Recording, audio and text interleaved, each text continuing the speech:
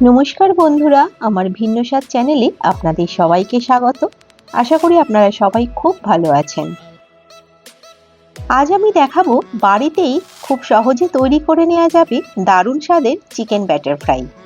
এই রেসিপিটি যদি বাড়িতে একবার বানিয়ে নেন তাহলে বাড়ির সমস্ত সদস্যই কিন্তু খুব খুশি হয়ে যাবে, আর খেতেও হবে খুব টেস্টি। আমি আজ এই ব্যাটার ফ্রাই খুবই কম উপকরণ আর খুব সহজে কিভাবে বানানো যায় সেটাই দেখাবো। চলুন দেখে নেওয়া যাক। আমি বাজার থেকে চিকেন ব্রেস্ট কিনে এনে নিজেই বাড়িতে চিকেন ফিলে বানিয়ে নিয়েছিলাম।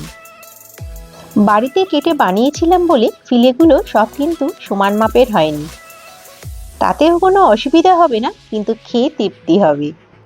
আমি ফিলেগুলোকে ঠিক এইভাবে কেটে নিয়েছি। এবারে একটা পেস্ট তৈরি করে নেব। তার জন্য নেব হাফ কাপ ধনিয়া পাতা, হাফ কাপ পুদিনা পাতা, 4 থেকে 5টি কাঁচা লঙ্কা আর একটি হাফ পাতিলেবু। এবারে লেবুটা ছাড়া বাদবাকি সমস্ত উপকরণগুলো একটা পেস্ট তৈরি করে নেব।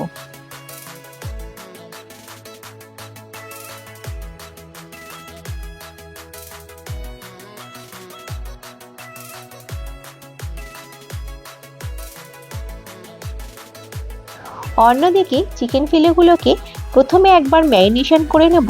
দিয়ে দেব ওই হাফ লেবুর রসটি,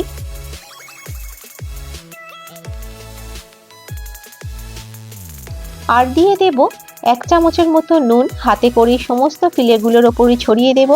আর দিয়ে দেব 1 চামচের মতো ব্ল্যাক পেপার পাউডার বা গোলমরিচের গুঁড়ো।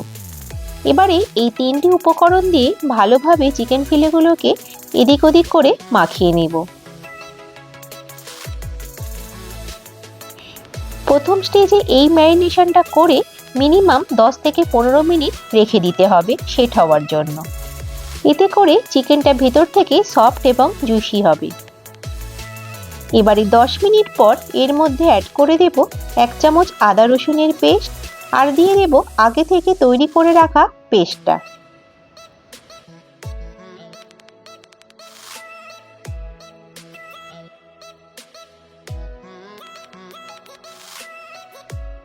এবারে এই উপকরণগুলো দিয়েও আবারও ভালো করে ফিলেগুলোকে মাখিয়ে নেব। একটু ভালো করে হাতের সাহায্যে এদিক ওদিক করে ফিলেগুলোকে মাখিয়ে নিতে হবে। এই ম্যারিনেশনটা করার পরে মিনিমাম 1 ঘন্টার জন্য ফ্রিজে রেখে দিতে হবে ম্যারিনেশনটা ফিলের গায়ে সেট হওয়ার জন্য।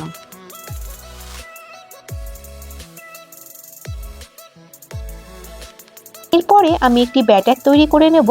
ব্যাটারের জন্য আমি এখানে নিয়ে নিয়েছি 4 টিস্পুনের মতো ময়দা আর 4 টিস্পুনের মতো কর্নফ্লাওয়ার।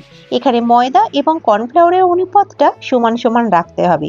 আর দিয়ে দেব হাফ চামচ নুন, হাফ চামচ গোলমরিচের গুঁড়ো আর 1/4 টিস্পুন খাবার সোডা বা বেকিং সোডা। এই সমস্ত উপকরণগুলো কিন্তু আমি ভালো করে চামচের সাহায্যে মিশিয়ে নেব।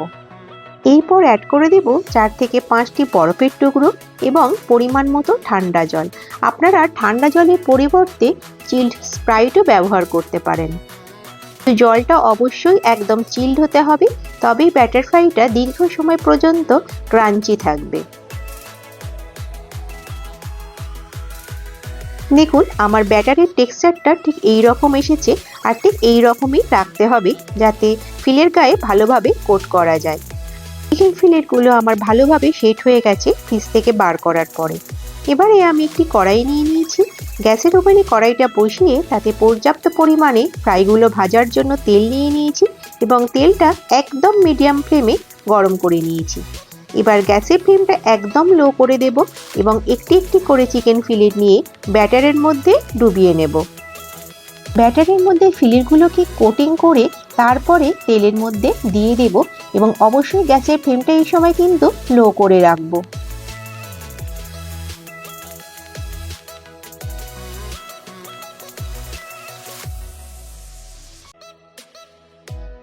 একদম লো ফ্লেমে এগুলোকে উল্টে পাল্টে কিন্তু একদম হালকা গোল্ডেন ব্রাউন করে ফ্রাই করে নেব।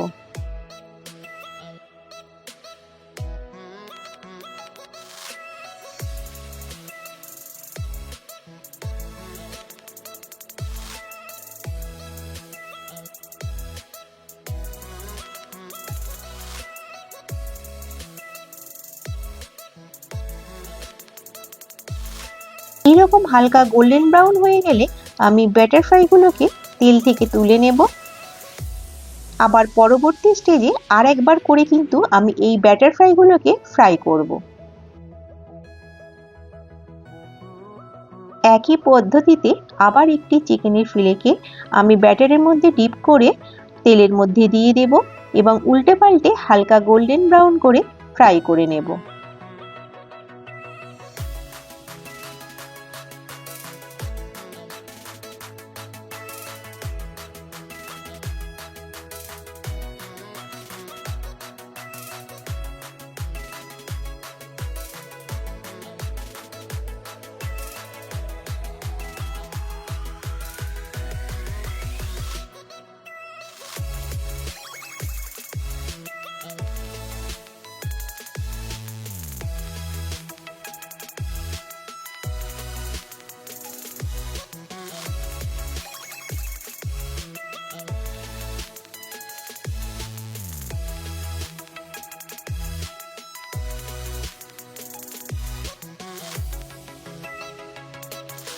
এইভাবে আমি একের পর এক ব্যাটার ফ্রাইগুলো ফ্রাই করে নেব।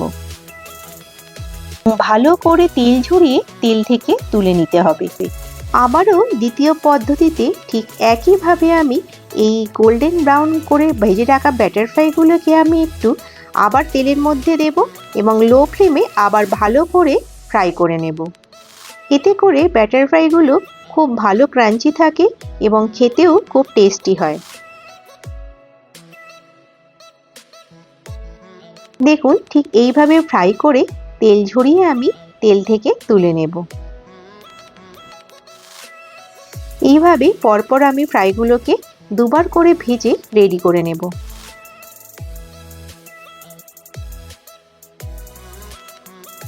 এইভাবে কিন্তু আমার এখানে একদম রেডি হয়ে গেল চিকেন ব্যাটার ফ্রাই। এটা যেমন ক্রিস্পি আর ভেতর থেকে তেমন সফট এবং জুসি। এটা আপনারা সসের সাথে পরিবেশন করতে পারেন। আমি ঠিক যে পদ্ধতিতে এই চিকেন ব্যাটার ফ্রাইটি বানিয়েছি ঠিক সেই পদ্ধতিতে আপনারা বাড়িতে অবশ্যই বানাবেন এবং আমাকে জানাবেন আপনাদের রেসিপিটি কেমন লাগলো। আমার চ্যানেলের এই রেসিপিগুলো যদি আপনাদের ভালো লেগে থাকে তাহলে অবশ্যই আমার চ্যানেলটি একটি সাবস্ক্রাইব করে দেবেন, লাইক দিয়ে দেবেন আর বেল আইকনটা অন রাখবেন পরবর্তী রেসিপির নোটিফিকেশনগুলো সঠিক সময়ে পাওয়ার জন্য। ভালো থাকবেন, সুস্থ থাকবেন, ধন্যবাদ।